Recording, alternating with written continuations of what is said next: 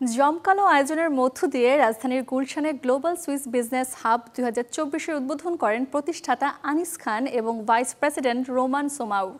যেখানে প্রধান অতিথি হিসেবে বক্তব্য রাখেন বাংলাদেশের কর্পোরেট জগতের আইকন সৈয়দ আলমগীর। এছাড়াও অতিথি হিসেবে উপস্থিত ছিলেন এনার্জি প্যাকের ব্যবস্থাপনা পরিচালক হুমায়ুন রশিদ, বিডি জবসের প্রতিষ্ঠাতা ও সিইও AKM ফাহিম মাসরুর, স্বপ্নের ব্যবস্থাপনা পরিচালক সাব্বির হাসান নাসির, ইকুরিয়ারের প্রতিষ্ঠাতা বিপ্লব ঘোষ রাহুল, এসিআই কনজিউমার ব্র্যান্ডের chief business officer Kamrul Hasan, Matribhumi গ্রুপের পরিচালক মোহাম্মদ জহিরুল ইসলাম, গ্রামীণ ডিজিটাল হেলথ এর chief marketing officer Hasibul Hasan.